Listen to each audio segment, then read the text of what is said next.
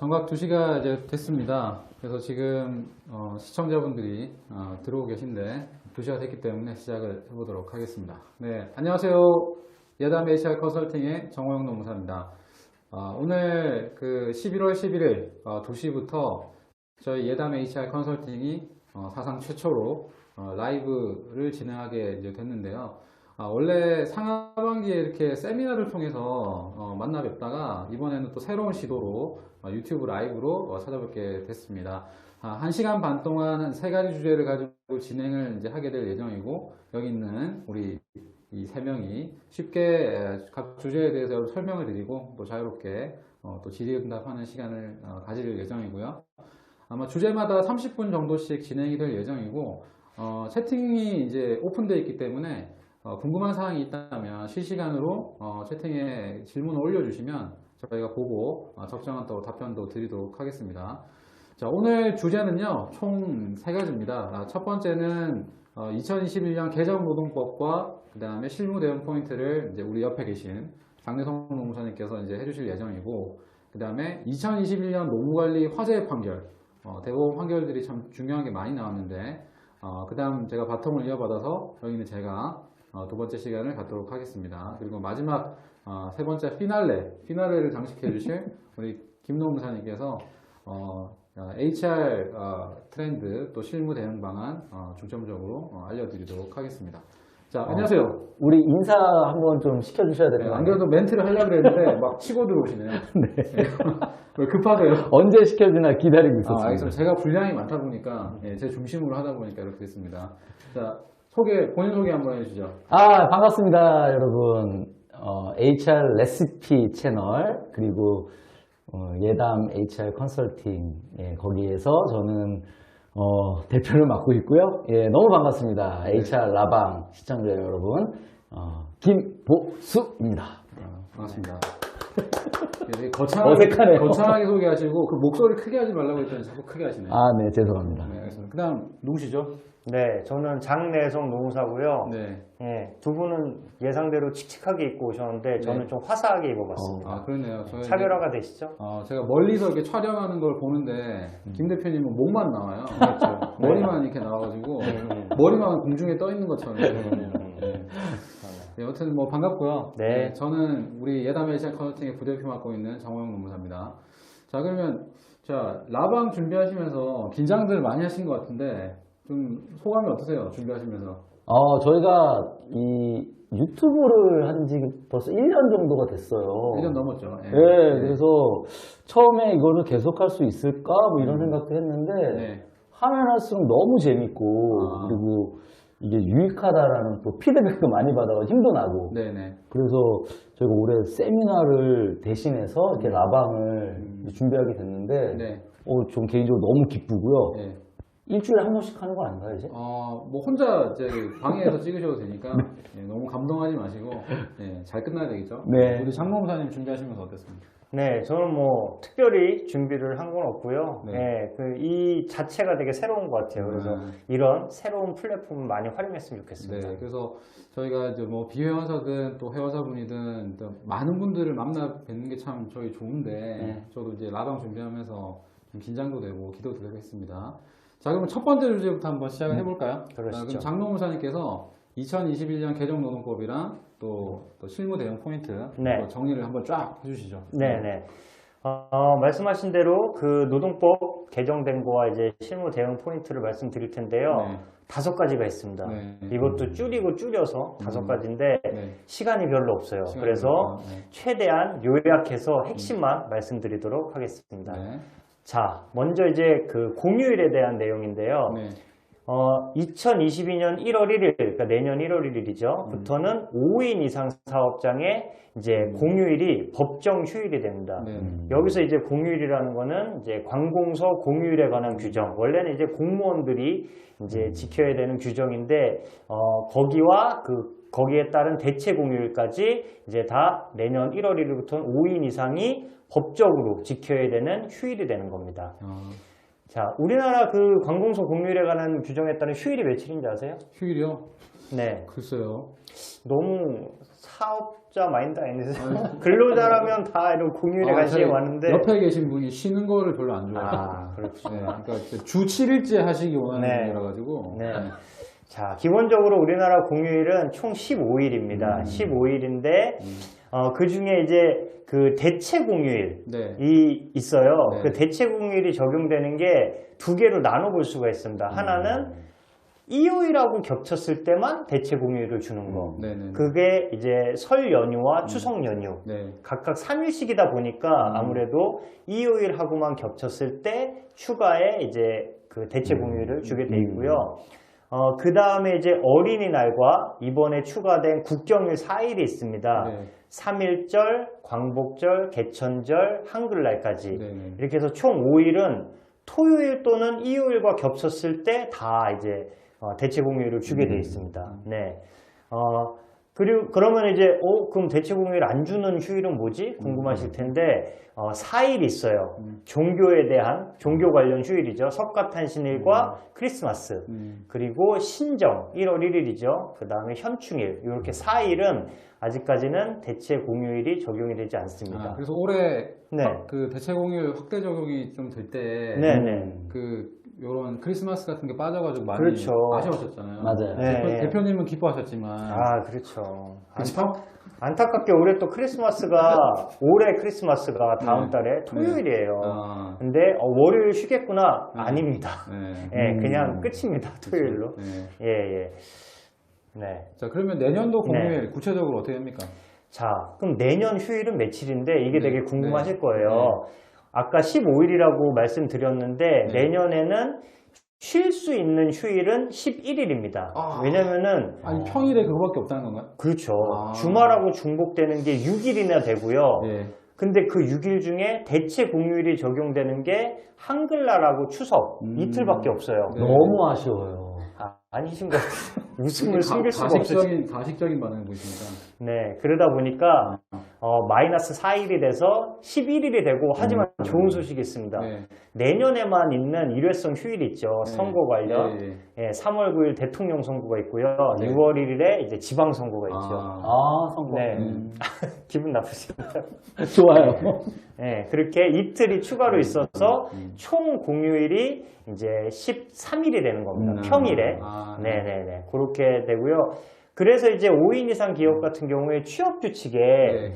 보면은 휴일 규정에 지금 30인 미만 기업은 안 적어 놓으셔도 됐는데요. 내년 1일부터는 이제 휴일 조항에 이제 관공서 공휴일에 관한 규정상 휴일 및 대체 공휴일을 명시를 하셔야 됩니다. 취업 규칙을 좀 바꿔줘야겠네요. 그렇죠. 계약서 관련 내용이 있으면 수정이 돼야 되겠네요. 그렇죠. 아. 예. 그리고 뭐 기존에 이렇게 약정휴일로 분류가 돼 있던 회사들도 네네. 이제 법정휴일이라고 규정이 좀 돼서 필요가 있죠. 그렇죠. 그래서 그냥 보통은 뭐 휴일란에 약정휴일, 법정휴일 안 쓰고 휴일에 한꺼번에 쓰니까 네. 거기에 이제 같이 기재만 해주시면은 큰 문제는 없지 않을까. 그러니까 이제 예전에 그 대체 공휴일을 왜 이제 공휴일 자체를 약정휴일로 쉴 때는 대체 공휴일이 이제 쉴지 말지 옵션이었는데 네. 지금 무조건 포함해서 쉬는 거죠. 그렇죠. 예. 그래서 이제 5인 이상 기업은 네. 보통 이제 휴일에 예를 들어 크리스마스가 월요일이다. 그럼 쉬면서 연차 휴가로 처리를 하는 적이 있었어요. 예, 옛날에. 근데 이제는 그게 다 네. 불가하다. 네, 법정휴일이기 예, 때문에. 말씀을 드리고 네. 자, 다음 주제로 넘어가겠습니다. 그다음 한번 네, 가보죠. 다음은 이제 최저임금이에요. 최저임금은 최저임금. 뭐 매년 이제 변경이 되니까 올해도 이제 변경이 됐는데요. 내년 1월 1일부터 적용되는 최저임금이 올해보다 한 5% 정도 상승한 9,160원 시급이 네. 9,160원이고 이거를 이제 월급으로 치면은 그 주 5일째 주 40시간 근무하는 근로자로 기준으로 했을 때 191만 4,440원이 됩니다. 그래서 이 정도 숫자는 외워두시면은 많이 도움이 되실 겁니다. 그 주휴수당 포함된 건가요? 주휴수당이 포함이 된 거죠. 209시간이라는 것 자체가 주휴를 포함한 거기 때문에요. 알겠습니다. 예, 1급으로 치면은 이제 73,280원이 되겠습니다. 네. 그러면 그 산입 범위가 굉장히 네네. 좀 복잡하게 확대되고 있잖아요. 네네. 그것 좀 헷갈리는데 설명 좀 부탁드릴게요. 일단은 대원칙으로 보면은 2024년부터는 다 이제 그 상여금, 그러니까 여기서 상여금은 매월 단위로 고정적으로 지급되는 상여를 말하고요. 네. 그 다음에 또한 매월 고정적으로 지급되는 정액으로 지급되는 복리후생성 급여가 있어요. 이런 것들이 이제 2024년부터는 다 포함이 되는데 그때까지는 일부만 포함이 됩니다. 그렇죠. 최저임금에. 그러니까 내년 같은 기준에는 조금 헷갈리실 수 있는데 최저임금의 10%를 초과하는 거, 상여금 같은 경우에는 최저임금의 10%를 초과하는 거, 그게 19만 한 1,444원이 돼요. 그래서 내가 만약에 상여를 매월 20만 원을 받았다. 그래도 최저임금에는 20만 원이 다 들어가는 게 아니라 약 9만 원 정도만 들어가는 거죠. 아, 9만 원이 아니군요. 20만 원에서 19만 1천 원을 뺀 한 9천 원 정도밖에 안 들어가는 거예요. 그리고 복리후생성 급여 같은 경우에 그게 뭐가 있죠? 식대, 뭐 체력 단련비, 그렇죠. 통신비 뭐 그런 거 있죠.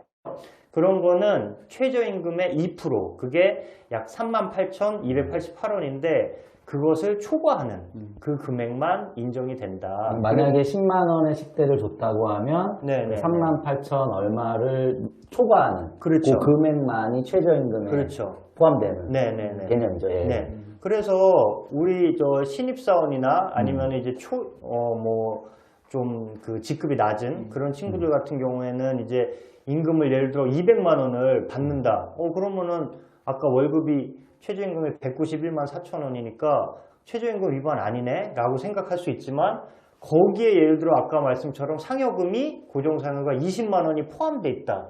그러면은 실제로 최저임금에 인정되는 거는 그 최저임금보다 적을 수가 있어요. 그렇죠. 그렇기 때문에 이거를 한번 유의 있게 살펴보셔야 된다라는 점을 말씀드리겠습니다. 그러니까 임금 수준이 좀 간당간당한 회사들은 특히나 상여가 나가거나 식대가 나가는 이런 현금성 복리후생이 나간다면 이런 기준에 맞춰서 이제 이쯤에서 검사를 미리 좀 해봐야 되고. 그러면 아예 저렇게 상여금이 일부는 들어가고 안 들어가고 하니까 오히려 상여금을 폐지하고 기본급으로 다 전환하는 그런 회사들도 좀 많이 늘더라고요. 그렇죠. 전에 이제 그 2013년에 그 전원합의체 판례가 있었는데 그때 이제 상여금이 많이 통상임금화 되면서 그때 많이 바뀌었죠. 그렇죠. 네, 그래서 사실은 이제는 기본급과 상여를 분리하는 게 큰 의미가 없습니다. 그런 것 같아요. 예. 지금은 또 강의 같은 거 나가보고 방문해보면 거의 고정상여는 없어졌고 지금 남아있는 건 이제 식대 같은 경우. 식대 같은 경우가 좀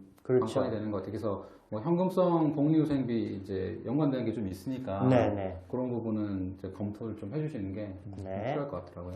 자, 그 다음에 세 번째 주제로 넘어가도록 하겠습니다. 네. 세 번째는 이제 그 모성보호에 관련한 얘기예요. 그래서 이제 올해 이제 11월 19일, 이제 다음 주네요. 11월 19일부터 이제 임신 중인 직원도 그 육아휴직 사용이 가능하고 또 근로시간 변경 신청이 가능하다. 그럼 뭐 이거를 왜 이제 개편을 한 거냐? 취지를 보면은 기존에는 이제 그 임신 중인 근로자도 이제 모성보호책이 있었죠. 뭐가 있었죠?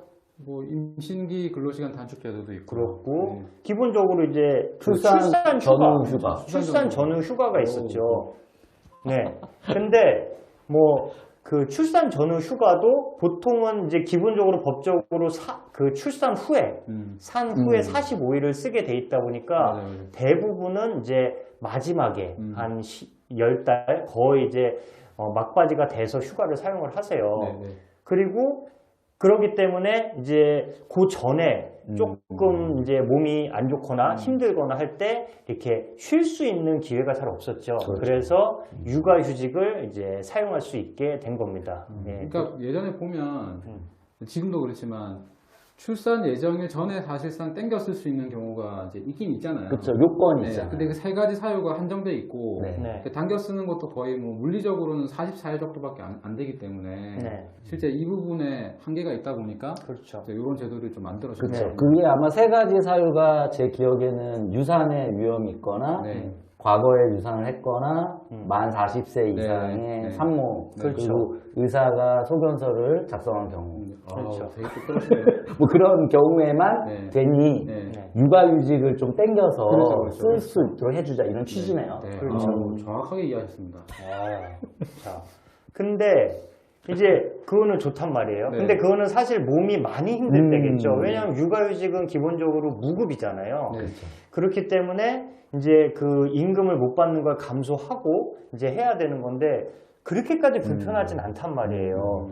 근데 이제 근로 시간만 조금 바꿔줬으면 좋겠다. 그렇죠. 이런 경우가 있는데 아까 말씀하신 것처럼 임신 기간에 근로 시간 단축 제도가 있어요. 근데 그거는 정말 12주 미만. 그래서 그 유산의 리스크가 클 때, 그리고 36주 이상 해서 정말 만삭이어서 몸이 너무 힘들 때, 딱 그 양쪽 그 사이드 제일 힘들 때만 쓸 수 있거든요. 네네.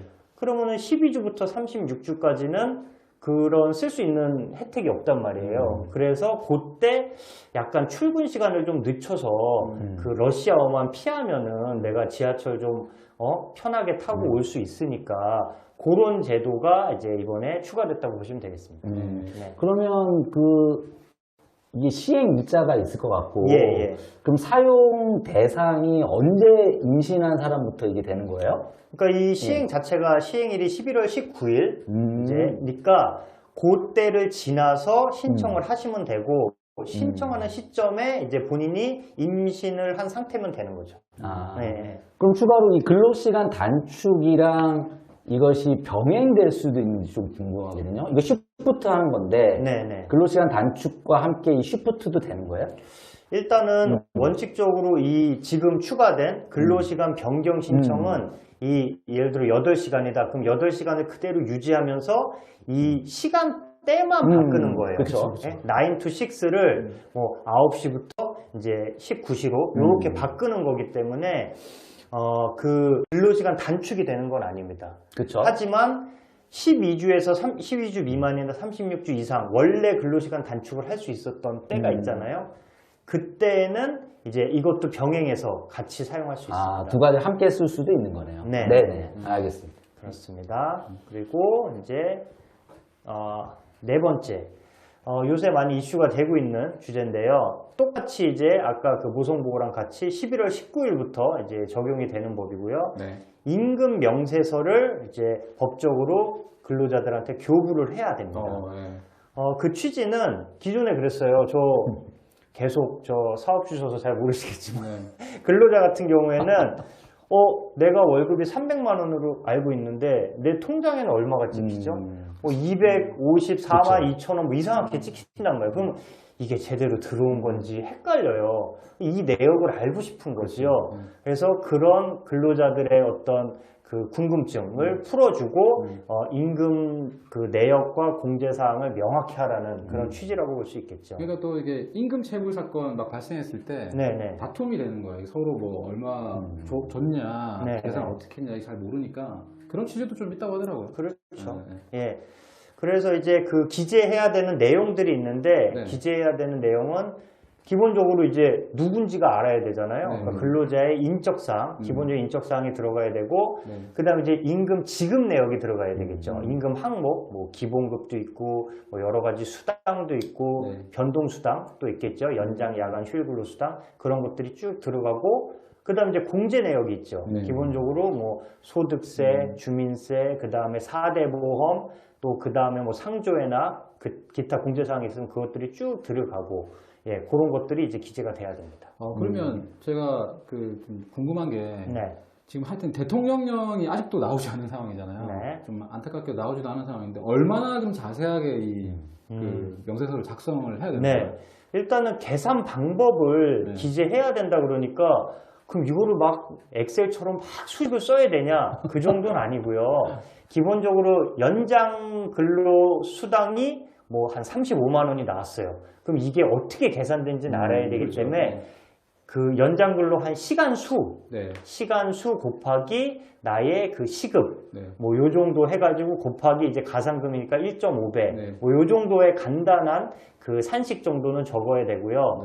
4대 보험 같은 경우에도 왜 이렇게 나 건강보험을 많이 떼지? 이럴 수 있잖아요. 그러니까 건강보험에 그 딱 계산식이 있잖아요. 그래서 오류 같은 게 표에 그렇죠. 정해져 있죠. 임금에 곱하기 몇 퍼센트 뭐 이런 식으로만 그 기재를 하시면은 된다고 생각합니다. 그러면 어쩔 수 없이 항목 하나하나마다에 대한 그런 계산 방법을 적어줄 수밖에 없겠네요. 그렇죠. 간단하게나마 네, 적어줄 수밖에 없는 상황인데 네. 예를 들면 뭐 가족 수당을 준다 그러면 네. 가족이 몇 명이기 때문에 그렇죠.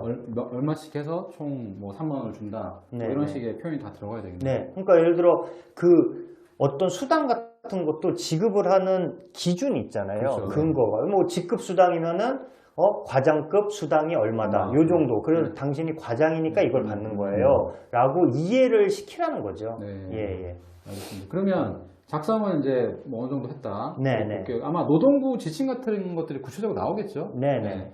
그 교부를 해야 된다 그러는데 네. 그러면 서명으로 준다. 네. 아니면 구두로 알려준다. 다 그냥 뭐 정보를 주는 거 방식인데 네. 구체적으로 교부는 어떻게 돼야 돼요? 원칙은 서명 교부입니다. 그래서 근로계약서처럼 임금 명세서를 딱 그 작성을 한 거를 출력을 해서 개인한테 딱 전달을 하는 게 FM이고요. 그러면 1000명 이상 막 되는 회사 어떻게 해요? 그러니까요. 인사 담당자가 한 20명은 돼야겠죠. 그래서 그렇게 현실적으로 그렇게 못하는 네. 기업이 많다 보니까 네. 그 보통 이제 그 우리가 ERP라 그러죠. 그래서 사내 그 시스템을 많이 쓰고 있잖아요. 네. HR 시스템을. 거기에 이제 입력을 하고 그것을 개인들이 개인 그 아이디를 가지고 로그인을 해서 확인을 하고 출력을 하고 그렇게 할 수 있으면은 괜찮다. 네. 예, 라고 해석이 됩니다. 알겠습니다. 네.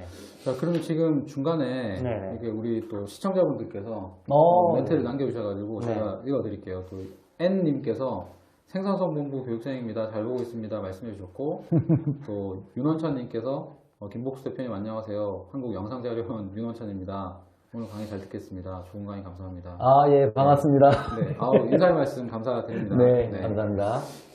네, 감사합니다. 그리고 자 이제 마지막으로요. 네. 그 변경사항이 있는데 네. 직장 내 괴롭힘 관련해서 일부 법이 개정이 됐어요. 그렇군요. 워낙에 요새 이슈가 많죠. 저희도 사건도 몇 개 하고 네. 이랬는데 올해 이제 10월 14일 벌써 지났죠. 네. 부터는 이제 일부 개정 내용이 있어서 그것을 좀 설명을 드리려고 합니다. 네. 네, 일단은 그 직장 내 괴롭힘의 개념을 다시 한번 말씀을 드리는데 네. 그 사용자 또는 근로자가 직장에서의 지위 또는 관계 등의 우위를 이용해서 제일 중요한 게 이거죠. 업무상 적정 범위를 넘어서 네. 다른 근로자에게 신체적, 정신적인 고통을 주거나 근무 환경을 악화시키는 행위를 이제 직장 내 괴롭힘이라고 하는데 네. 세 가지가 바뀌었어요. 네. 예, 첫째는 이제 그 직장 내 괴롭힘 사실 신고를 누가 하잖아요. 네네. 그럼 거기에 대해서 객관적인 조사를 실시하는 게 의무화가 됐습니다. 그게 명확하게 문구로 들어온 겁니까? 그렇죠. 아. 그리고 조사 대상은 뭐 피해자, 그다음 이제 가해자라고 안 하고요. 왜냐면 조사 단계니까 가해가 확정된 게 아니잖아요. 네, 그래서 그렇죠. 행위자라고 합니다. 그래서 피해자, 행위자, 그 다음에 이제 목격자 같은 참고인들까지 하도록 구체화가 됐고, 근데 이제 명시적으로 피해자가 그 반대를 한다. 뭐 2차 피해가 예상되니 그런 경우까지 강제적으로 해야 되는 건 아니고 기본적으로 이제 그런 말이 없을 때 반대를 명시적으로 하지 않는다거나 그랬을 때는 객관적으로 조사를 해야 된다라는 거고요. 네. 그 다음에는 두 번째는 이제 상담이나 조사할 때 여러 가지 이제 그 얘기를 하게 되잖아요. 그렇죠. 그렇다 보면은 그 사실이 알려지질 않기를 바란단 말이에요. 맞아요. 특히 많이 이제 피해자 입장에서는. 그래서 그 조사를 하는 사람, 그리고 조사를 받는 사람 모두 그거를 비밀을 누설을 하면 안 됩니다. 네네. 다만 이제 예외는 있겠죠. 이 조사한 거를 어쨌든 조치를 하려면 사업주한테 보고를 하거나 네. 또는 뭐 노동부에 신고하는 경우도 있거든요. 네. 그럼 노동부에 그거를 제출해야 되잖아요. 보고서를. 네. 그런 때는 이제 그 비밀 누설 금지의 예외가 될 수 있습니다. 네. 근데 이번에 직장 내 괴롭힘 금지 변경 관련돼서는 네. 과거부터 항상 이제 벌칙이 너무 약하다 이런 얘기가 있었잖아요. 네네. 벌칙이 굉장히 좀 복잡하게 좀 강화된 것 같더라고요. 네네. 그거 한번 좀 설명 좀 부탁드릴게요. 네. 일단은 그 방금 말씀드린 객관적 조사를 해야 되는데 안 했거나 또는 그 조사 과정에서 알게 된 비밀을 누설하면 안 되는데 누설을 했어요. 그것도 피해자 의사를 묻지 않고. 그랬을 때는 500만 원 이하의 과태료에 처해지고요. 마지막으로 아까 내용 중에 하나가 더 있었는데 그 사용자나 사용자 본인이죠. 사용자나 또는 사용자의 친인척이 괴롭힘의 가해자인 경우가 있어요. 그때는 사실은 조사를 해도 조사도 잘 안 되고 그렇죠. 조사 결과 보고서를 올려도 그냥 이렇게 묻히는 경우가 많겠죠. 그래서 그런 경우에는 1,000만 원 이하의 과태료를 부과하도록 더 이제 강하게 하지 못하도록 그런 체계를 만들었다고 보시면 되겠습니다. 조금 더 그 현실화될 수 있도록 좀 문구도 명문화되고 처벌도 조금 강화되는 그런 모양새로 들어왔네요. 네네네. 그렇습니다. 그래서 지금까지 이렇게 개정노동법과 이제 대응 방안에 대해서 좀 알아봤는데요. 네. 설명이 충분하진 않았을 것 같아요. 시간이 좀 타이트하다 보니까. 네. 그래도 최대한 이제 자세히 했다고 생각을 하고, 그 다음에는 이제 두 번째 시간이죠. 네. 우리 예담의 자칭, 타칭 법 전문가. 네, 그렇죠? 맞죠? 대학도 법대 나오시고 아주 전문가세요. 네, 자칭 타칭 법 전문가이신 우리 정호영 변호사님께서 그 올해 이제 화제의 그런 판례들이 있어요. 대법 판례들이 있는데 그거에 대해서 자세히 설명을 해주시겠습니다. 네, 감사합니다. 제가 그렇게 소개하지 말라고 해서 누누이 부탁했는데 꼭 그렇게 짚어가지고 소개해 주시네요. 외모 중심으로 해달라고 설명을 드렸더니 미남 노무사. 네, 감사합니다. 하여튼 뭐 30분 딱 맞추셨는데 뭐 이렇게 밤에 잠 못 주무셨나요? 엄청 준비를 많이 하시는 것 같네. 그렇진 않고요. 뭐 일상 머리에 다 있는 겁니다. 교만하게 말을 하세요. 여기 다 이렇게 지켜보고 계신데. 컨셉이 그래요. 네, 알겠습니다. 자, 감사합니다. 저 소개받은 정호영 노무사고요. 오늘 그 2021년 노무관리 화재 판결 무려 3가지를 여러분들에게 소개시켜 드리도록 하겠습니다. 자, 첫 번째는 그 삼성전자에서 지급하고 있는 TAI 또 OPI 같은 그 성과 인센티브 이 부분이 퇴직금을 계산할 때 평균임금에 들어가야 되느냐 말아야 되느냐. 물론 예전에는 거의 집어넣지 않았기 때문에 이제 이런 이슈가 이제 생긴 건데요. 그거 한번 알아보도록 하고, 두 번째는 여기 압구정에 유명한 모 H 아파트 있습니다. 그렇죠. 이 H 아파트에 경비원으로 근무하셨던 무려 34분이 이제 근무 시간 중에 휴게 시간을 제대로 부여받지 못했다고 하면서 또 근로시간으로 인정해달라고 소송을 제기한 건이 있었어요. 그 건에 대한 대법원 판결이 있어서 한번 우리 시사점을 얻어보도록 하고, 마지막 세 번째는 그 연차휴가 요즘에 좀 많이 이제 들어보셨을 텐데 딱 1년만 근무하고 그만두신 계약직인데 딱 1년만 근무하고 그만둔 경우에 연차휴가를 11일만 주면 되는지 아니면 26일이라는 휴가를 줘야 되는지 이제 이렇게 좀 논란이 있어서 혼선이 있었는데 대법원에서 또 판결이 하나 났습니다. 그래서 그 내용이 어떤 내용인지 좀 살펴보도록 하겠습니다. 궁금하시죠? 네, 너무 궁금하네요. 별로 그렇게 궁금하지 않다는 표정으로. 아니에요. 궁금해요. 대표님 어떠세요? 빨리 진행해주세요. 빨리 하라는 표정인데. 자, 먼저 삼성전자 경영성과급에 대한 부분 말씀을 좀 드릴게요. 먼저 이제 사건 개요를 말씀을 좀 드리면, 이제 삼성전자 같은 경우는 2가지 굵직하게 인센티브를 좀 지급하고 있는데, 목표 달성 장려금이라 그래서 TAI라는 장려금이 지급되고요. 이거는 상하반기에 이제 부서의 실적을 따져가지고 이제 사람마다 기본급의 뭐 최대 100%까지 지급할 수 있도록 되어 있습니다. 자, 이 부분이 이제 그 TAI라는 이제 목표 달성 장려금이고, 두 번째는 성과 인센티브라고 해서 OPI라고 있어요. OPI라고 해서 연초에 한번 지급을 하는데 기사가 많이 나오죠. 연초되면 막 삼성전자 직원들 연봉의 50% 받았다더라. 그 부분이 이제 이 OPI입니다. 예전에 그 PSPI라고 불렀잖아요. 네, 그래서 이 OPI가 PS고요. 그쵸. 과거에. 그 다음에 TAI가 이제 PI예요. 네, 이렇게 나눠지는데, 아무래도 이제 OPI 같은 경우는 최대 연봉의 50%까지 받을 수 있거든요. 그러니까 뭐 연봉이 1억이라면 5천만 원을 한 번에 받는 거예요. 그렇죠. 엄청난 연봉이죠. 자, 근데 쟁점이 뭐였냐면, 프린트 사업부에 있는 분들이 이제 다른 그 회사로 넘어가면서 이제 퇴사를 하신 거죠. 근데 이분들이 소송을 제기할 때 우리가 퇴직금 계산을 이제 받을 때 이 평균임금을 계산하는데 보통 평균임금 산입범위라는 게 있잖아요. 그거는 이제 임금이어야지 이제 넣어서 계산을 하는데 이 OPI나 TAI는 당연히 경영성과급이기 때문에 제외하고 계산을 이제 했단 말이죠. 근데 이 퇴사자분들이 아니다, 그 OPI나 TAI를 이제 평균임금 산입할 때 넣어서 이제 임금이기 때문에 재산정해달라 이렇게 소송을 제기한 건이죠. 근로자 입장에서는 그걸 해볼 것 같아요. 왜냐면은 아까 말한 대로 최대 연봉이 50%까지인데 그러면 퇴직금의 차이가 얼마예요? 그렇죠. 네, 엄청난 차이거든요. 네. 그러니까 그렇게 할 수 있지 않나 생각이 듭니다. 금액이 인원이 956명 정도였고요. 금액으로 따지면 37억이었습니다. 네. 그러니까 뭐 우리 김노무사님 이 프로넌시에이션대로 트라이를 한번 해볼 필요성이 있는 거죠. 트라이. 네. 그래서 이제 이 회사 취업 규칙에 이제 HR 규정이라고 있는데 이제 임금의 범위가 이렇게 돼 있어요. 월 급여, 상여금, 그 다음에 인센티브. 이게 약간 좀 소송에 뭐랄까요, 이 불씨가 되기도 했었는데, 자, 이제 판결 내용을 보시면 이게 또 재밌습니다. 6월 17일 날 이제 두 군데 법원에서 판결이 났거든요. 한 군데가 서울중앙지방법원이고, 한 군데는 수원고등법원이었는데, 자, 결론은 서울중앙지방법원에서는 이 TAI와 OPI가 임금성이 있기 때문에 평균 임금에 들어가서 계산이 돼야 된다. 이렇게 판단이 났어요.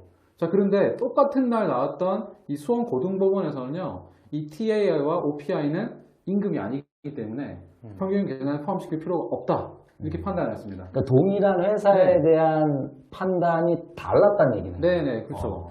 뭐 어떻게 이런 일이 가능할까 싶지만, 판결은 판결 아니겠습니까? 그러니까 판사님이 다르니까 판단이 그렇죠. 다른 거죠. 네, 그만큼 이렇게 볼 여지도 있고 이렇게 볼 여지도 있다는 거죠. 자, 그러면 수원고등법원 판결의 입장은 과거에 대부분 이렇게 입장이 수원고등법원 판례의 입장이었기 때문에 우리가 주목해 볼 지점은 서울중앙지법의 사건이 어떤 내용으로 났는지를 한번 볼 필요가 이제 있습니다. 이제 주요 내용 중에서 일단 결론은 TAI와 OPI는 이제 근로대가성을 가진 임금이라고 본 거죠. 여러분 아시지만 임금의 결정적인 요소는 근로대가성 아니겠습니까? 자, 그런데 첫 번째로 얘기했던 게 급여 규정을 봐라. 회사의 급여 규정을 보면 임금이라는 범위 안에 월급여, 상여금, 인센티브라고 이제 명칭이 붙여져 있다는 거죠. 그러니까 그 자체적으로 임금 범위 안에 넣고 있지 않느냐. 이제 이런 얘기를 월급여의 항목 중에 인센티브가 있었던 거예요. 임금 범위 안에 월급여, 상여금, 인센티브 정의를 내리니까요. 그 다음에 2000년대부터 왜 PS가 지급되어 왔지 않습니까? 꽤 오래됐어요. 네, 거의 20여 년 이상이 이제 됐는데 매년 지급이 됐다는 거예요. 우리 보통 왜 임금 판단할 때 정기적이고 계속적으로 지급됐다는 포인트 있잖아요. 그 부분도 인정이 됐고, 세 번째는 이 OPI 같은 경우는 거의 연봉이 50%까지 받을 수 있잖아요. 그러니까 전체 연봉 중에 차지하는 비용이 너무 크다는 거예요. 그죠. 예를 들어서 우리 그 조그만 수당 받는 것처럼 전체 중에 아주 일부분이면 좀 다른 특성이 있는데, 요거는 상당히 많은 비중을 차지한다는 거고, 결정적인 거는 이렇게 OPI나 TAI를 지급한 것 자체가 근로의 질을 높이려는 대가로 지급된 거다라는 표현을 합니다. 근로의 질을 높이려는 대가로 지급됐다. 쉽게 말하면 동기부여를 위해서 지급됐다. HR적인 관점에서는 볼 수도 있는데, 법원의 판사님께서 이 근로대가성과 연관지어서 해석을 하시기를 그냥 주지는 않았다는 거죠. 주면서 더 열심히 일해주고 근로의 질을 높여달라는 그 대가로 이제 이거를 줬다. 이렇게 해석을 하시니까 결과적으로는 근로의 대가성을 인정할 수 있겠다라고 이제 판단을 이제 하신 거죠. 네. 그런데 이제 수원고등법원에서는 그렇게 보지 않았다는 거죠. 이것은 그냥 회사가 이익이 났는데 이것을 근로대가성으로 주는 게 아니라 그냥 이익을 분배하는 관점에서 준 거고, 그 다음에 이 이익 자체와 관련해서는 근로자가 이걸 통제하고 이럴 수 있는 요소가 없다. 그렇기 때문에 과거 의견처럼 이제 은혜적인 관점으로 좀 해석을 한 것 같은데, 이제 지금 서울중앙지법 판결이 정말 이제 큰 울림을 좀 주고 있는 거죠. 제가 이제 듣다 보니까 이게 상당히 이제 기업의 인사 담당 입장에서는 어려울 수 있을 것 같고요. 그럼 예를 들어서 학자금을 지급한다라든지 다양한 이런 복리후생 제도가 있는데 그런 부분도 대부분 근로의 질을 높이기 위한 거잖아요. 열심히 좀 일 좀 해주세요. 이러한 메시지를 담고 드리는 건데 그러면 그런 다양한 그런 금품들도 평균임금이 될 수 있을까요? 아주 예리한 질문을 해주셨는데 마치 준비된 듯한 이런 짜맞춘 듯한 질문을 어떻게 해줄 수 있느냐 참 궁금증이 있는데 정말 정확하게 보신 거예요. 회사가 뭐 학자금 지원해주기도 하고 여러 가지 비용을 지원해주잖아요. 네. 임금이 아닌 것들을. 네. 근데 그것도 사실 그냥 주는 거 아니죠. 근로의 질을 높이려는 목적이 있잖아요. 그러면 지금 서울중앙지법 판결에 따르면 그런 부분들도 결과적으로는 뭐 임금에 넣어야 되냐 이런 논란이 발생할 수 있겠죠. 그래서 이제 뭐 앞으로 이 대법원 판결이 어떻게 나느냐가 좀 관건이 될 것 같고요. 네. 제가 이 지점에서 좀 뭐 여러 가지 실무적인 시사점을 네. 얻자면 회사는 요즘에 트렌드가 사실은 경영성과급을 늘려가고 있는 추세거든요. 그렇죠. 왜냐하면 협업이라든지 뭐 동기부여를 위해서 많이 이제 지향하는 지점인데 그러면 우리 회사는 지금 경영성과급 지급하고 있는데 평균임금 들어가면 만약에 경영진이 아신다면 이거 빼라고 할 것 같은데 지급하지 말자라고 할 것 같은데 이런 이제 고민을 하실 거라는 거죠. 근데 저는 이제 뭐 이 판결 때문에 뺀다라는 관점으로 의견 드리고 싶지는 않고 일단 그렇게 좀 나눠보셔야 될 것 같아요. 정말 우리 회사가 사전에 어떤 기준을 정하지도 않고 지급한다는 거 약속한 바도 없어요. 근데 1년 동안 열심히 사업을 해봤더니 이익이 좀 많이 나서 기대도 안 했는데 은혜적으로 정말 나눠 가질 수도 있잖아요. 이제 그런 경우는 이 사례하고는 조금 다른 거죠. 네, 예를 들어서 이렇게 1년을 정산을 했더니 네. 한 100억의 이익이 네, 났는데 네, 네. 예전보다 너무 많다. 네. 그러니까 사장님이 우리 고생들 했으니까 100%씩 우리 줍시다. 네네네. 뭐 이런 거는 앞으로도 이건 평균임금이 될 가능성이 거의 아주 없잖아요. 낮죠. 아주 그렇죠. 낮죠. 네. 네. 자, 그런데 삼성전자 같은 경우가 참 문제인 거예요. 왜냐면 동기부여를 위해서 이걸 주는데 사전에 뭔가 목표치를 정해야 되잖아요. 그렇죠. 목표치를 정해야 열심히 달릴 거 아니에요. 예. 이 회사도 마찬가지예요. 보통 뭐 초과 이익이 달성된 경우는 뭐 이익의 20% 범위에서 이제 기준점을 가지고 준다는데 그러니까 목표 타겟 성과 목표를 정하고 어떤 그 기준점에 의해서 들어가는 로직이나 기준들을 만들었다면 이제 만약에 이제 그런 기준으로 경영성과급 지급되는 회사라면 평균임금에 들어갈 가능성이 지금 생겨버린 거죠. 네, 그래서 저는 그렇게 생각해요. 일단은 보수적으로 회사 입장에서는 들어갈 가능성이 높아지고 있다는 관점에서 접근을 해주시고 네. 물론 이제 대법원에서 최종 판단이 날 때 이건 아니다라고 하면 뭐 감사한데 일단은 임금성으로 볼 여지가 충분히 있다라는 거를 이제 리스크를 전제하시고 좀 관리해 나가시는 게 좀 필요하지 않을까 생각합니다. 그렇죠. 어떻게 보면 이제 동기부여라는 목적이 첫 번째인데 네. 그렇다고 이 평균임금성 때문에 경영성과급을 지급하지 않는다. 네. 이거는 또 너무 또 잃는 게 큰 것 같아요. 그렇죠. 그렇죠? 네. 그래서 좀 현명한 좀 판단이 필요할 것 같긴 한데 좀 딜레마죠. 어떻게 보면 네. 미리 정하고 가면 동기부여는 잘 되는데 네. 평균임금성이 높아지는 그런 리스크가 있다.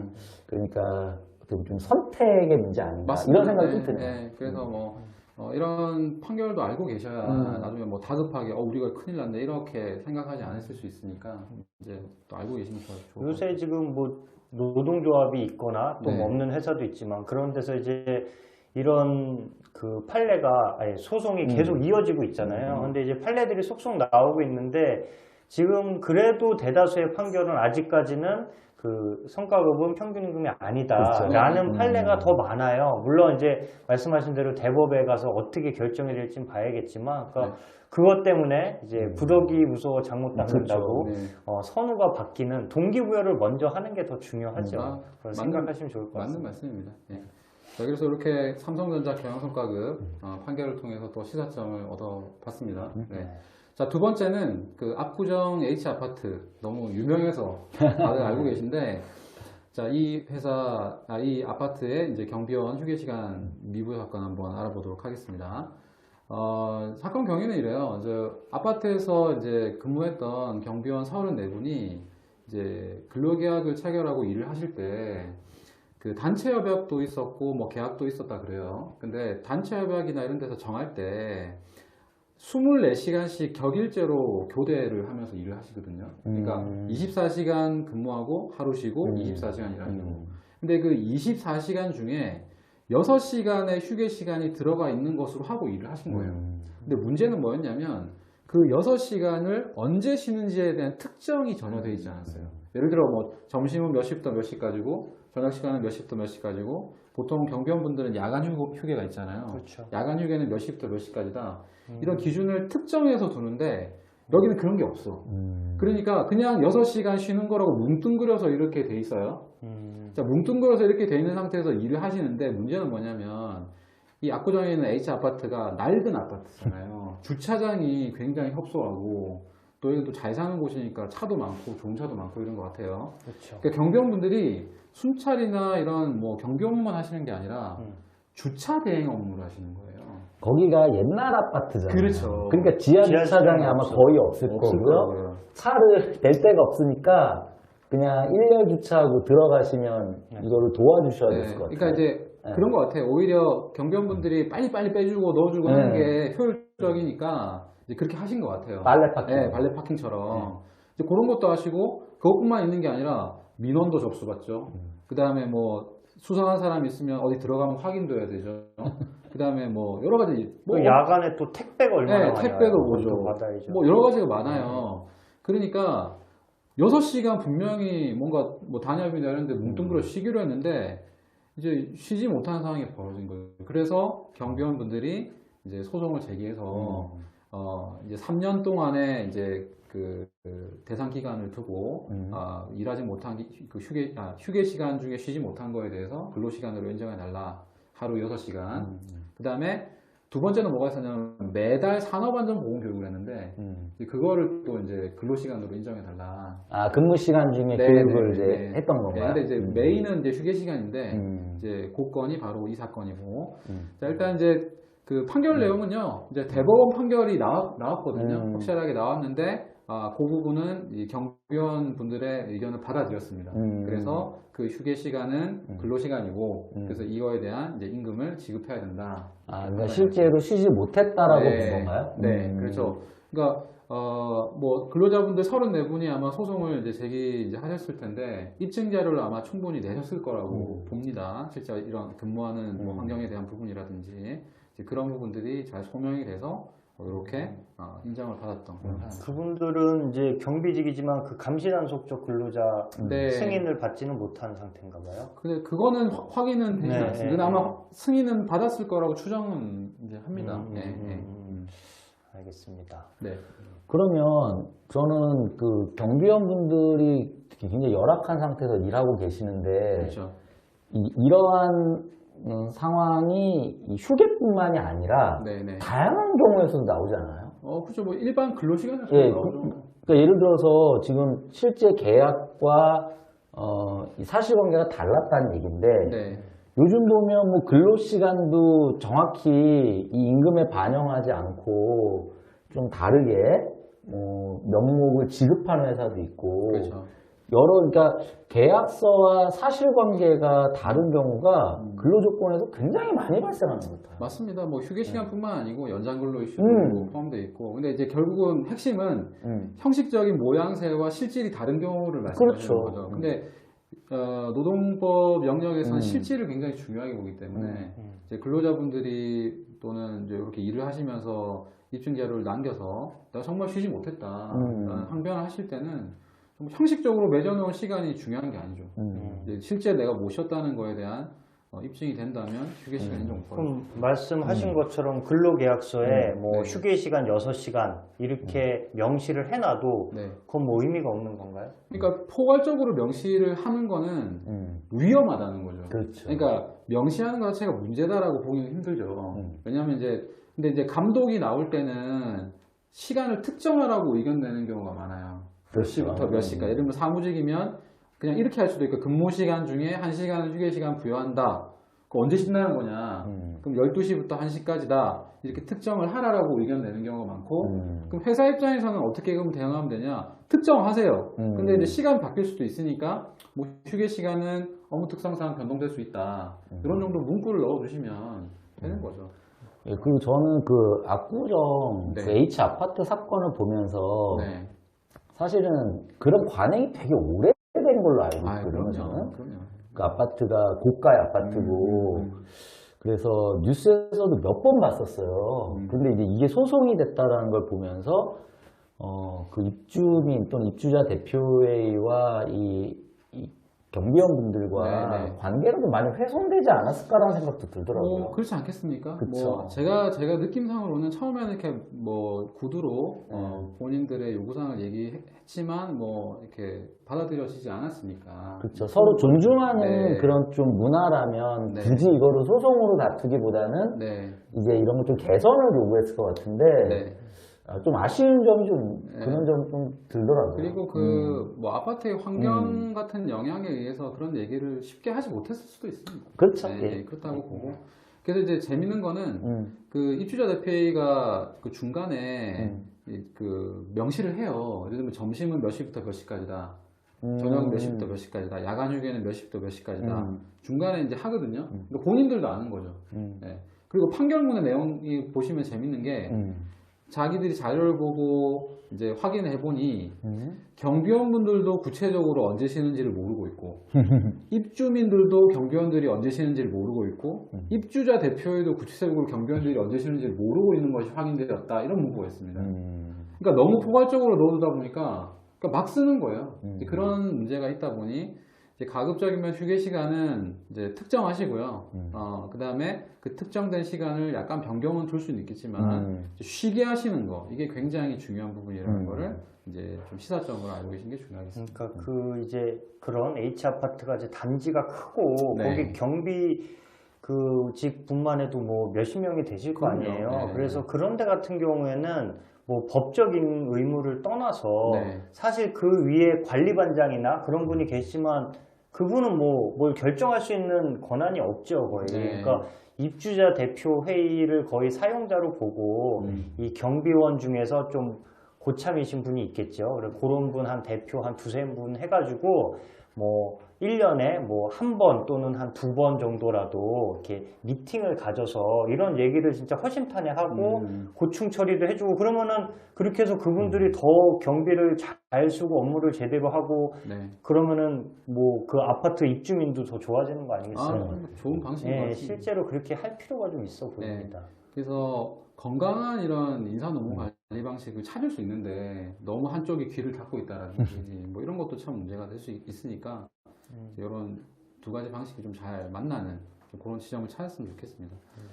자, 그러면 세 번째 판결로 한번 넘어가 보겠습니다. 관심이 많으실 텐데 이제 올해 10월 14일 날 대법원에서 이제 판결이 났던 이제 사안이고요. 딱 계약직 근로자로 1년만 근무하고 그만두신 분이 이제 11일의 연차 휴가를 받아가야 되는지 아니면 26일의 연차 휴가를 받아가야 되는지에 대한 이제 사건입니다.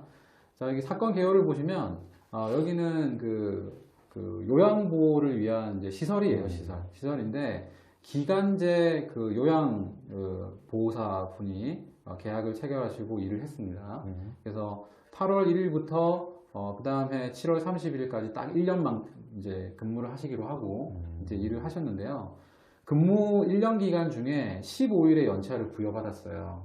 그리고 이제 퇴사를 하셨는데 이제 이분이 왜 개정법에 따라서 11일이 1년 미만 기간 동안 발생하고 딱 1년이 되면 15일이 더 발생한다는 그 주장을 하시면서 나는 15일만 썼으니까 26일 정산 받아야 되는데 11일이 모자라지 않느냐. 그래서 미사용 수당 11일을 달라 이렇게 그 요양원에다가 이제 말씀을 하신 거예요.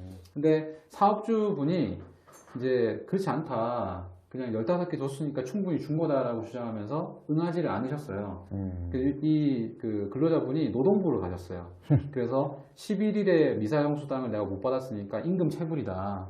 그래서 이제 진정을 넣었는데 재밌는 건 근로감독관님께서 이거는 체불이 맞다. 그래서 이제 11일분에 대한 한 70만 원 정도의 그 미사용 수당을 지급하라고 이제 결정을 내립니다. 그리고 이제 검찰로는 기소 의견으로 송치를 했겠죠. 자, 그런데 이때 그 요양원의 그 원장님인지 이제 사업주분인지 이분이 소송을 제기해버려요. 자, 첫 번째는요, 일단은 70만 원 지급하세요. 일단 70만 원 지급 명령 받았는데 지급을 하시고요. 첫 번째 소송은 근로자분한테 그 71만 원이 부당이득이기 때문에 반환해 달라라는 부당이득 반환 청구 소송을 합니다. 그리고 두 번째는 국가를 대상으로 이제 근로감독관님이 해석을 잘못했기 때문에 실수해서 자기가 손해가 발생했으니까 손해배상을 해달라고 손해배상 청구를 해요. 아, 국가를 예, 대상으로? 국가를 대상으로. 요즘 그런 경우가 많더라고요. 네, 고용노동부는 결국 이제 국가가 주체가 아니겠습니까? 자, 그래서 이제 소송이 진행됐는데요. 1심에서는 다 기각됐어요. 그 사업주분이 주장하신 게. 근데 2심, 3심에서 대법원에서는 어떻게 판단받았냐면 그 사업주분의 판단이 맞다. 부당이득 반환 청구 소송과 관련해서는. 근데 국가를 상대로 한 손해배상 소송은 인정을 하지 않았죠. 네. 근데 자, 요지는 뭐냐면, 골자는 뭐냐면, 자, 이거 알고 계셔야 되는 게 요겁니다. 2019년에 나온 고용노동부의 행정해석에 따르면요. 딱 1년만 근무하고 그만두신 분이라 하더라도 1년 미만 기간 동안 매월 한 달 하나씩 발생한 11일의 연차 플러스 딱 1년이 됐을 때에 새로 발생한 연차 15개가 추가로 발생하기 때문에 총 26일을 기준으로 이제 정산해줘야 한다라고 명확히 밝히고 있어요. 설사 1년만 딱 근무한 경우라고 하더라도 자, 그런데 이번에 10월에 대법원 판결은 뭐라고 하고 있냐면 연차 유급 휴가라는 것은 1년 이후에 근무를 전제로 하고 발생한다는 거예요. 그러니까 최소한 이런 거죠. 딱 1년 근무하고 하루라도 더 근무해서 근무가 이어져야지 뭔가 연차라는 개념이 생기기 때문에 그러니까 1년의 퇴직일이 끝나고 다음날 연차는 발생하니까 이제 이어지는 근속이 있어야 된다는 거죠. 근데 이분은 정말 계약직이기 때문에 딱 1년만 하고 그만뒀으니까 입사 1년 미만 기간 동안 발생한 매월 발생한 11개가 있잖아요. 그 11개만 발생하고 추가적으로 15개는 발생할 필요가 없다. 이제 그런 논리로 대법원이 판결을 해버렸어요. 네. 그리고 추가적으로 이제 판결문에 나와 있는 내용을 보시면은 왜 예전에는 입사 1년 미만 기간 동안 발생한 11일의 휴가가 딱 1년이 되는 순간 그 15개로 포함되면서 그렇죠. 전환이 됐잖아요. 그게 되게 헷갈렸잖아요. 네. 그러니까 1년 일하면 네. 월에 하나씩 생기는 거 11개. 네. 그 딱 1년 되는 시점에서 4개를 추가로 줘서 15개를 맞춰주면 됐었죠. 네. 근데 갑자기 법이 바뀌어서 네. 아니다. 네. 11개와 별도로 네. 1년 되는 시점에 15개를 주라. 네. 그러다 보니까 26일이 된 거예요. 네. 네. 근데 이제 그 법원에서 얘기한 취지는 그 개정의 취지 자체가 1년 미만 기간 동안은 1년차 때는 11개 주고 2년차 때 11개 쓰게 하는 게 목적인 거지. 그러니까 2년차 근무 자체가 없는 사람에게 15개 주라는 의미는 아니라고 얘기하는 거예요. 그리고 세 번째는 왜 우리 연차 유급휴가 1년 단위로 쭉 이제 그 발생하는데 보통 왜 가산 휴가까지 붙으면 최장 며칠이에요? 25일. 25일이잖아요. 아니 근속이 막 30년인 사람도 25일에 최대 휴가를 가져가는데 그거를 1년밖에 안 되는 사람에게 26일을 준다고 해석하는 것 자체가 이 취지하고 전혀 안 맞다는 거예요. 네, 그래서 그런 식으로 판결을 내려서 대법원 지금 현재 입장에 따르면 딱 1년만 근무하고 그만두시는 분 네, 그런 경우에는 지금 사건은 계약직이지만 뭐 정규직이라 하더라도 정말 딱 1년만 근무하고 그만두시는 분은 이 11일의 휴가만 지급을 하면 된다. 이렇게 이제 대법원 입장은 결정이 난 거죠. 근데 여전히 고용노동부 입장은 1년만 근무하더라도 26일을 줘야 된다는 입장이에요. 궁금한데요. 노동부는 이렇고 네. 법원은 이렇고 설명해 네. 주셨는데 네. 그럼 회사에서는 어떻게 해야 됩니까? 엄마 따라가 그래요. 아빠 따라. 네. 자, 지금은 기사를 제가 봤더니 고용노동부도 대법원 판결을 지금 주목해서 검토를 하겠다라는 입장이긴 해요. 하지만 여전히 고용노동부 행정해석은 바뀌지 않았습니다. 자, 그러면 우리는 지금 실무에서 기업을 운영하고 계신 입장은 주무부처 입장을 일단 따라갈 수밖에 없죠. 일단은. 그러니 행정해석 입장을 인정해서 네. 이제 1년만 근무하신 분에게도 26일에 이제 연차를 기준으로 이제 정산해 주는 게 필요한데 또 노무사님마다 의견이 다르신 경우도 있어요. 네, 맞아요. 네. 어떤 케이스냐면 일단 법원에서 이런 판결을 내렸잖아요. 자, 그러면 지금 만약에 어떤 분이 사업주가 11일만 딱 1년만 근무하시는 분에게 11일만 부여하고 15일 부여를 안 했어요. 자, 그래서 근로자분이 노동부에 갔다. 그래서 근로감독관님이 행정해석을 보시고 판단을 내리니까 자기는 그럼 이거는 체불이네요 이렇게 할 수도 있는데 결국은 이제 검찰로 이거 송치를 할 거라는 거죠. 그때 검찰에서 과연 이걸 기소할 거냐. 왜냐면 법원에서 이런 판단을 이미 내려버렸는데 이제 그래서 뭐 법원 따라가면 될 거라고 보는 분도 계세요. 네. 그러니까 결론적으로는 이제 법원과 고용노동부의 그 판단이 좀 조속히 좀 일치돼야죠. 돼야겠네요. 네. 이게 다른 상태가 오래 지속되면 네. 기업 입장에서는 참 어려울 것 같아요. 네, 그래서 고용노동부 우리 공무원분들 열심히 일하시는데 이런 부분 나오면 좀 신속히 뭐 행정에서 변경 내용을 좀 내주시거나 좀 지침을 내주셔가지고 실무에서 혼선이 없으면 좋겠어요. 왜냐면 뭐 이거 15일분 더 줘도 되지 않냐 이렇게 하지만 중소기업 현실 입장에서는 그 돈이 크거든요. 그럼요. 네, 뭐 100만 원, 150만 원 될 수 있는데 또 한두 사람도 아니잖아요. 그렇죠. 크기 때문에 빨리 의사결정을 내려주시면 좋을 것 같아요. 그리고 이제 그 사업주분들이 이제 저희도 자문사에 연락을 받았는데 조금 헷갈려 하시는 게 네.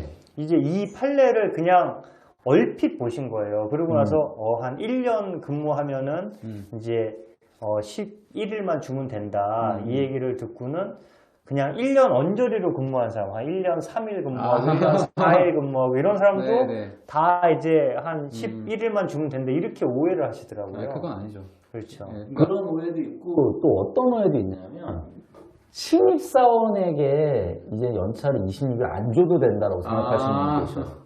그거 완전 잘못하는 거예요. 계속 다니시는 네. 분은 여기에 네. 적용되는 게 아니죠, 완전히. 네, 네. 그러니까 그래서 기사에 이제 엉뚱한 부분에 꽂히신 거예요. 1년 근로자에게 이제 다른 판결이 내려지니까 신입사원도 네. 뭔가 바뀌는 거 아닌가 이렇게 생각하시죠. 맞아요. 그러니까 계속 근무자에게 해당되는 판결은 전혀 그렇죠, 아니고 아니죠. 네. 딱 1년만 근무하시는 분에게 해당되는 판결이고 여전히 고용노동부는 입장이 안 바뀌었기 때문에 아직은 좀 관망하시면서 좀 보수적으로 의사결정 내리시기를 좀 말씀을 좀 드립니다. 네. 자, 여기까지가 2021년 노무관리 화재 판결 어떻게 좀 설명이 도움이 되셨는지 모르겠는데 종무는 어땠어요? 네, 좋았습니다. 네, 좋았습니다. 큰 도움이 됐습니다. 네, 감사드리고요. 자, 그러면 저는 이렇게 마무리를 하고 자, 오늘 늘 주인공은 마지막에 나오죠. 네. 저희 예담 HR 컨설팅의 외모와 지적 수준과 이 감성과 이 최고조의 이제 위치에 서 있는 우리 김복수 노무사님 모시고 또 HR 중요 포인트에 대해서 한번 살펴보도록 하겠습니다. 시간도 조금 더 남겨주셨네요. 네, 일부러 또 이렇게 예의를 워낙에 갖춰서. 길어지는 스타일이다 보니까. 네, 반갑습니다. 네.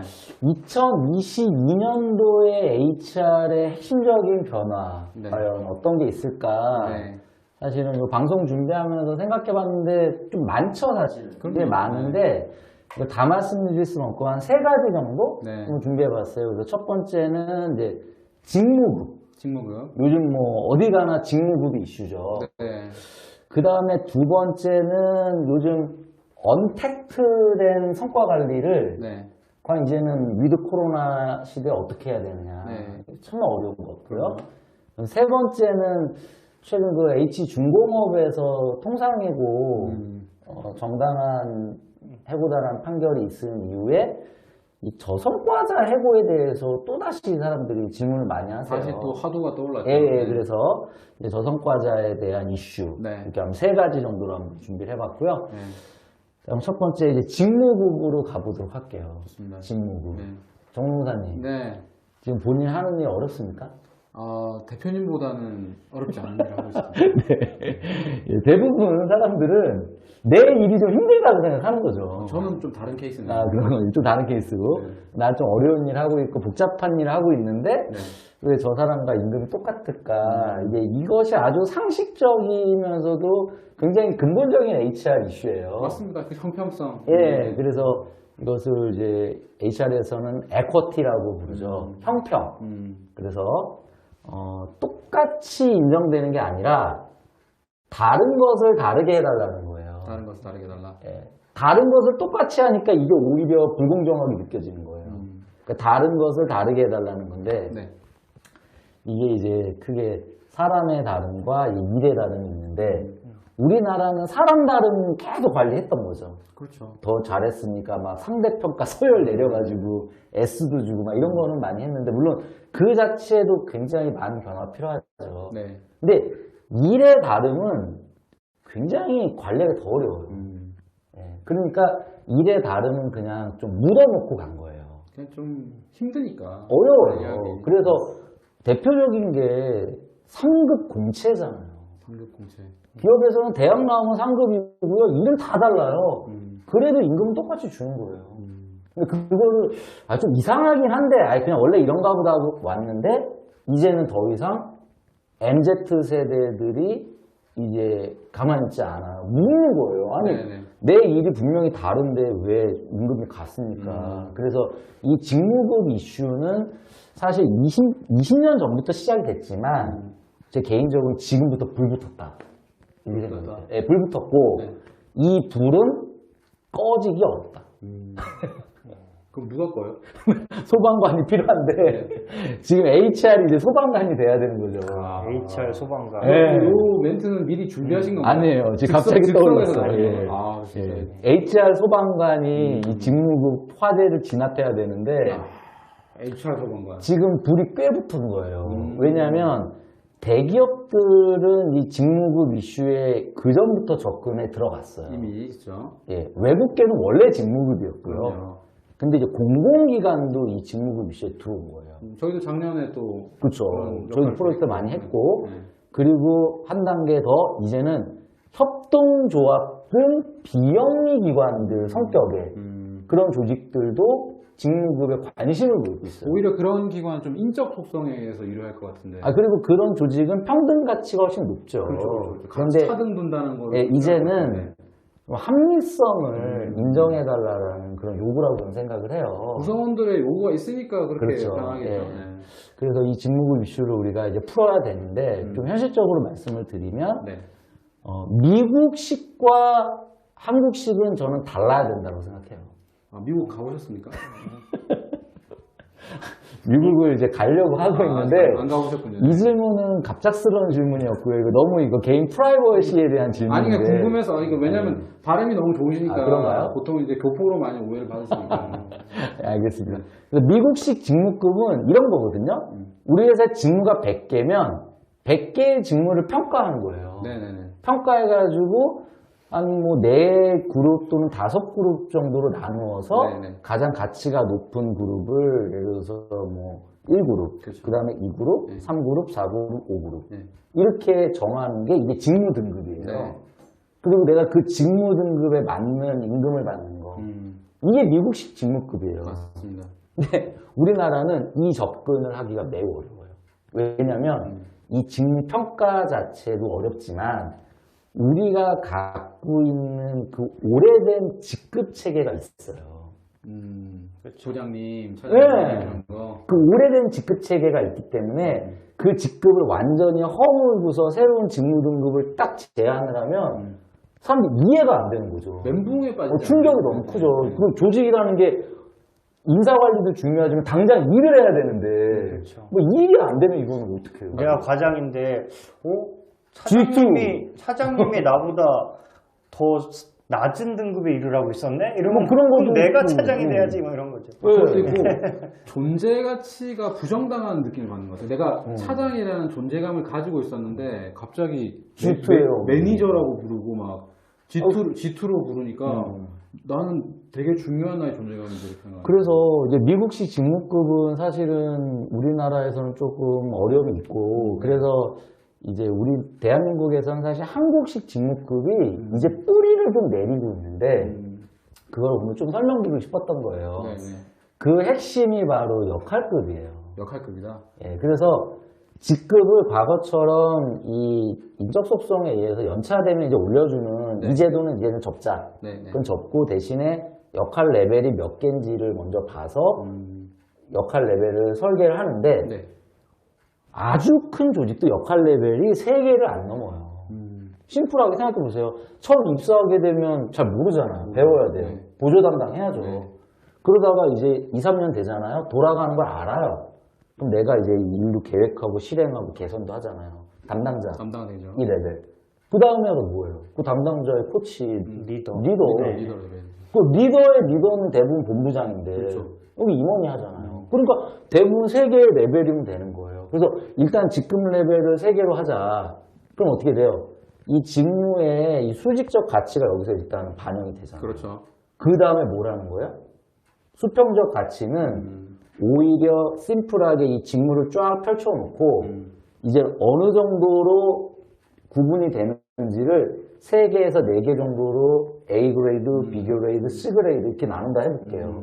그럼 높은 직무 가치가 있는 사람, 그 직무 수행자에게 예를 들어서 뭐 2만 원, 3만 원 이런 건 아니고요. 직무급이라는 좀 큰 규모, 큰 금액 개념 한 2, 30만 원 이상이 되겠죠. 자기 연봉의 한 10% 이상. 그것을 이제 A 등급을 받은 직무다. 그러면 예를 들어서 월에 한 50이다. 그럼 B 그레이드다 월에 30이다. C 그레이드다 월에 10이다. 이런 식으로 주면 어떻게 돼요? 그러니까 직급은 나의 수직적 직무 가치가 들어왔고, 이 수평적으로 이제 일이 다름에 대한 것은 이 직무 평가를 통한 이 직무급 수당 형태죠. 이런 식으로 이제 투영을 하는 거죠.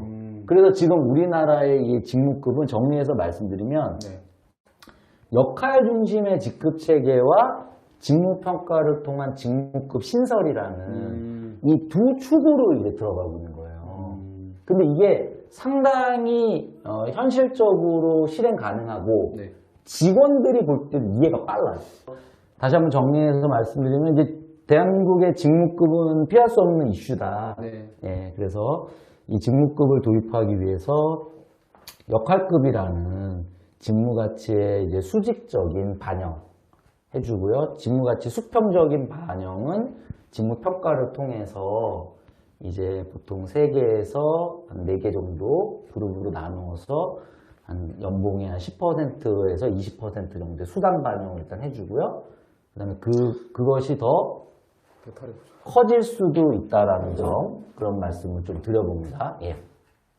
영상이 끊겼어. 배터리를 지금 꽂아.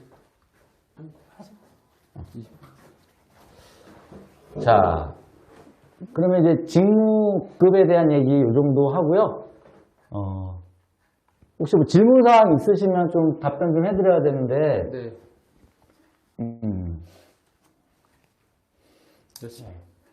실질적으로 그럼 직무평가 이슈는 어떤 게 있어요? 정론사님 갑자기 멘붕이 와가지고. 멘붕이 와가지고 지금. 죄송하다 말씀드립니다. 원래 방송은요, 다양한 변수가 있습니다. 괜찮습니다. 저희가 아무 일이 없었던 듯. 네네. 이렇게 해야죠. 앞으로 더 잘하라는 또 채찍의 말씀을 알고. 저녁에는 해병대 캠프가 있을 예정입니다. 제일 어려운 점이 아마 이 직무 평가를 하려 치니까 방법론에 어려움이 있을 거예요. 중소기업은. 그럼 도대체 어떤 방법론을 할 거냐. 만약에 내가 개발한 방법론으로 하게 되면 우리 직원들이 뭐라고 그러겠어요. 이거 도대체 어떻게 한 거예요? 내가 개발한 거예요? 그러면 과연 수용해 줄까요? 믿지 않겠죠. 그렇죠. 아니 그렇게 하면 안 되지 않냐라고 얘기하기 때문에 공신력 있는 방법론이 필요해요. 근데 그 방법은 크게 2가지예요. 첫 번째 컨설팅 맡기는 거예요. 그러면 헤이 컨설팅부터 정말 유수의 글로벌 컨설팅 펌도 있고 뭐 로컬 펌들도 직무평가 방법론이 있죠. 그러면 그 인정된 그런 컨설팅 회사의 방법론을 활용하는 첫 번째 방법이 있는데 아시겠지만 단점은 비용이 크잖아요. 그래서 2번째 방법론은 지금 이 직무평가가 국가적 이슈이기 때문에 노동연구원에서 방법론을 계속 지금 개발해서 오픈소스로 지금 제공하고 있어요. 그래서 구글에 노동연구원에서 제공하는 그런 방법론을 다 검색하면 나옵니다. 노동연구원 들어가셔도 있고요. 그래서 노동연구원에 가보시면 이제 업종별로 예를 들어서 무슨 이 병원 업종, 철강 업종, 그리고 이 사회봉사 업종 이런 식으로 다 구분해서 또 이런 직무평가 방법론, 그러니까 직무평가 요소는 뭘로 할 거냐, 척도는 어떻게 정할 거냐 이런 것들 다 지금 제공하고 있기 때문에 우리가 그런 자료를 활용해서 한다면 사실 못할 것도 없어요. 그래서 충분히 가능하다 이런 말씀을 드리고 싶습니다. 자, 그리고 이제 2번째 주제로 바로 넘어갈게요. 요즘 이제 언택트가 이슈죠. 언택트와 온택트의 차이를 아세요?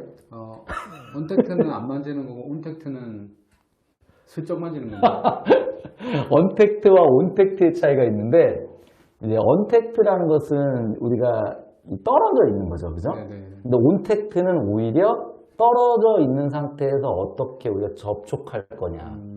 이런 개념으로 온택트라는 개념이 요즘 또 등장하고 있어요. 근데 이제 우리는 이제 언택트 상태에서의 성과 관리가 굉장히 어려운데, 그 소위 말해서 재테크로 하는데 성과 관리 되냐 이거죠. 됩니까? 쉽지 않죠. 그쵸. 네. 전문가한테 질문 안 드려야겠다, 지금. 아닙니다. 말씀을. 예. 이 재테크로 상태에서 성과 관리가 어려우니까 포기하는 거예요, 기업들이. 아예 재테크로인데 뭐, 알아서 해야지.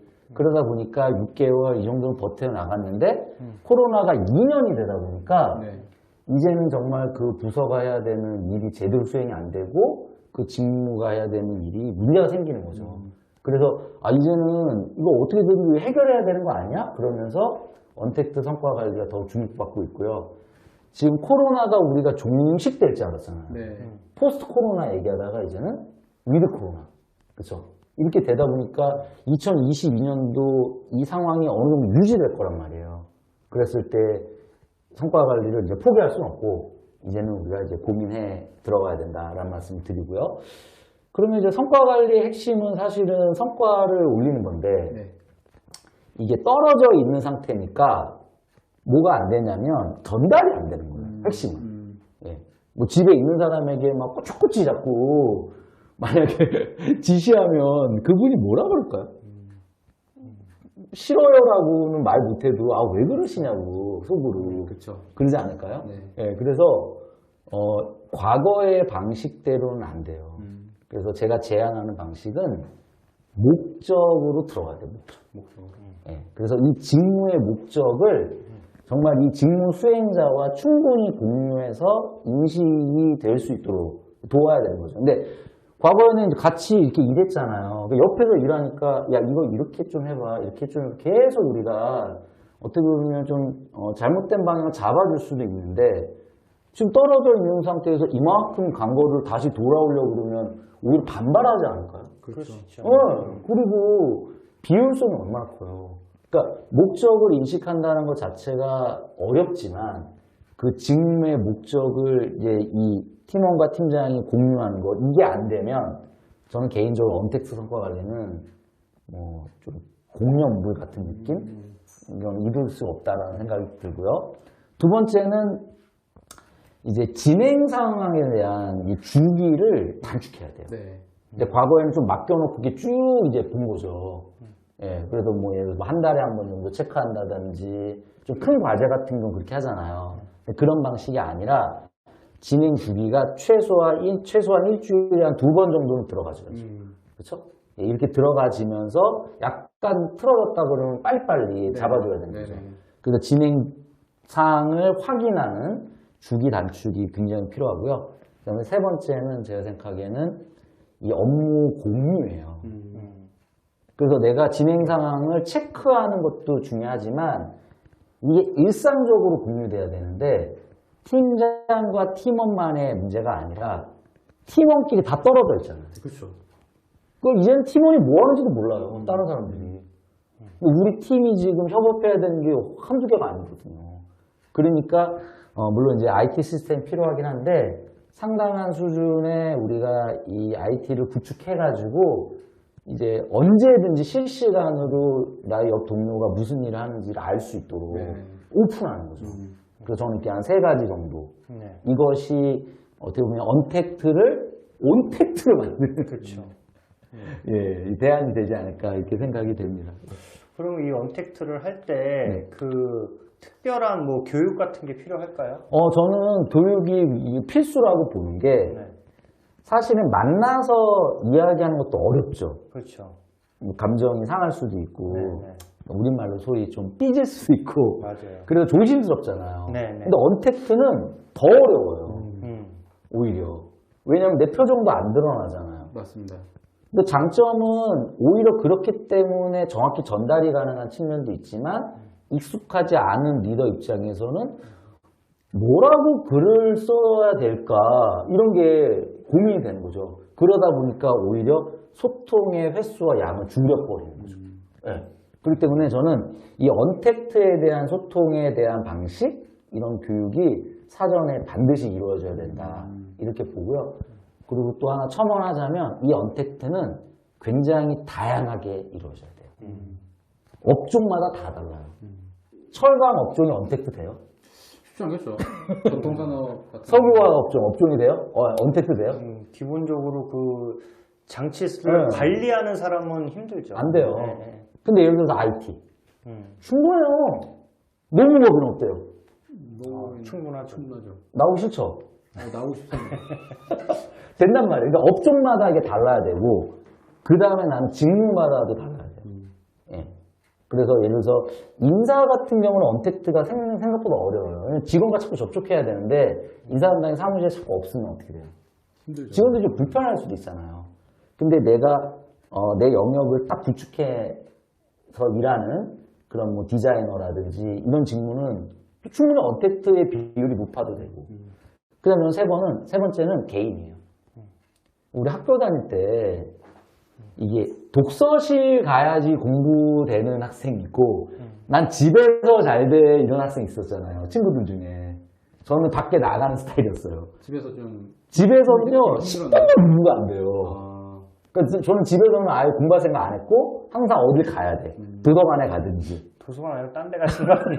롤라장인데 그런데 언택트는 똑같은 거예요. 어떤 분은 나는 집에서 일이 안 된다라는 분이 있어요. 근데 그분에게 한 3일 언택트 해라, 재택해라, 이거는 고문이에요.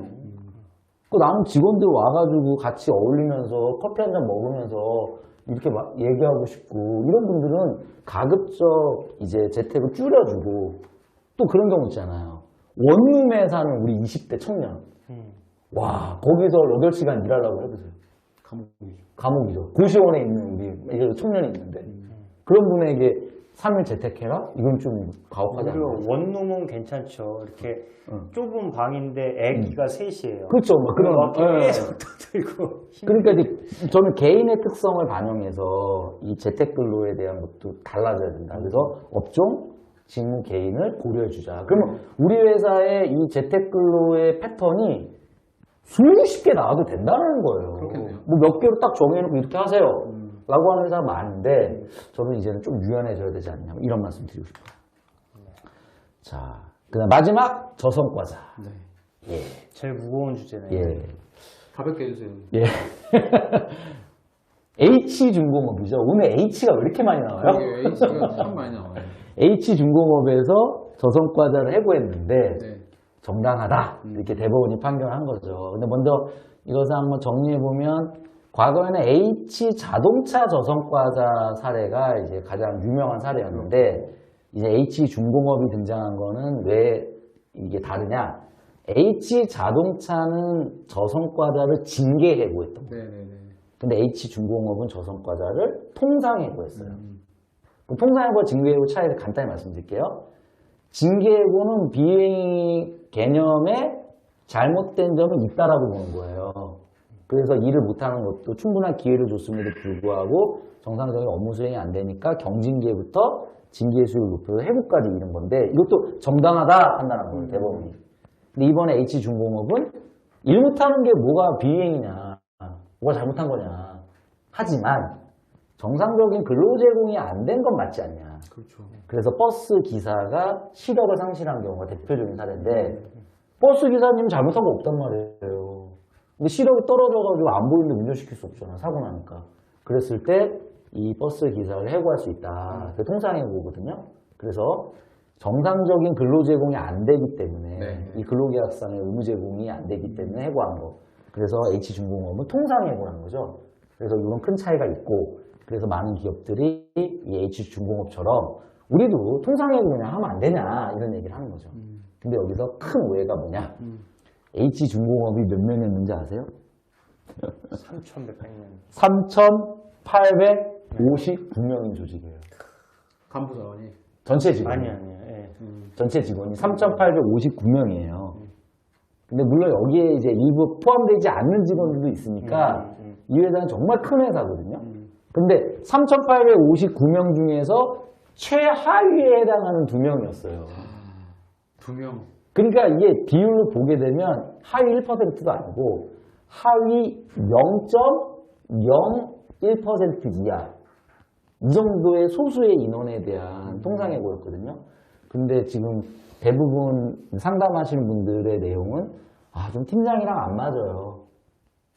좀 문제가 있어요. 이런 직원을 통상해고한다라는 거죠. 그러니까 쉽게 또 해고할 수 있는 걸로. 예, 근데 그거는 저는 큰 오해다. 이런 생각이 들어서 이 통상해고에 대한 접근은 굉장히 신중해야 된다 먼저 말씀드리고요. 그렇다면 저성과자에 대한 제 근본적인 대안은 무엇이냐면 너무 성과로만 보는 거는 좀 문제가 있어요. 그러니까 태도까지 함께 봤을 때 문제가 있는 직원이 있잖아요. 예를 들어서 성과는 좀 낮은데 태도가 좋잖아요. 이런 사람은 해고로 몰면 안 되죠. 자꾸 다른 조합을 줘야 되는 거고. 기회를 부여를 그렇죠. 대신에 이 직원은 정말 일도 참 문제지만 조직 가치에 계속 반하는 행동까지 하는 거예요. 그리고 자꾸 이제 조직에서 갈등을 일으키고 그렇다면 좀 조치가 필요하죠. 그리고 그 좁히는 게 먼저 첫 번째. 그리고 두 번째는 임금 관리를 좀 제대로 해야 돼요. 임금 관리. 그러니까 저성과자 문제의 핵심은 임금이 너무 높아졌는데 생산성이 낮은 거니까. 그렇죠.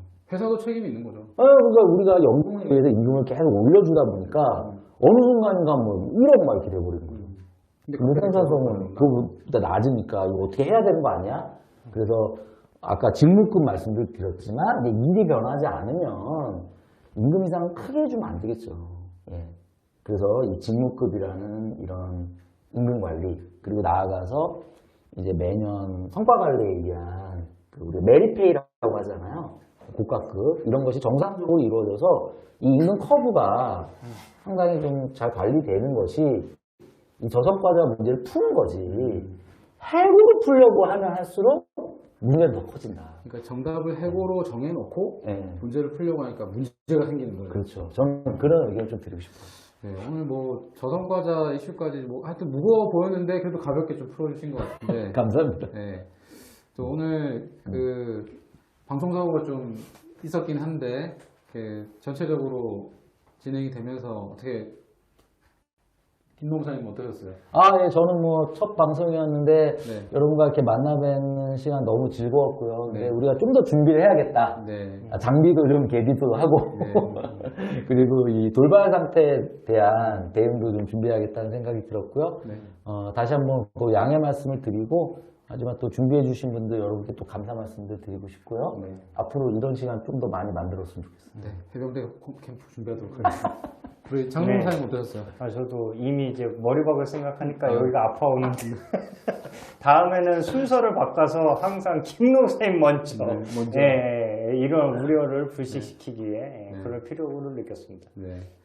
자, 저는 뭐 전체적으로 진행하면서 제가 할 부분은 다 하고 방송사고가 생기기 때문에 뭐 어려움은 없는데 하여튼 뭐 저희가 첫 시도였던 만큼 또 아쉬운 점도 있는 것 같고 또 함께 나누고 좋은 점이 또 많은 것 같은데 다음 라방 때는요 또 장비라든지 이런 모든 부분에서 더 업그레이드를 해서 여러분들에게 훨씬 더 유익하고 좋은 정보 또 좋은 영상 또 이런 것들로 찾아뵐 수 있도록 하겠습니다. 오늘 두 분 너무 감사드리고요. 또 저희 또 다음 기회에 또 즐거운 라방 시리즈로 찾아뵙도록 하겠습니다. 오늘 시청해주신 여러분께 감사드리고 또 다음에 또 좋은 시간 뵐 수 있도록 하겠습니다. 감사드립니다. 감사합니다.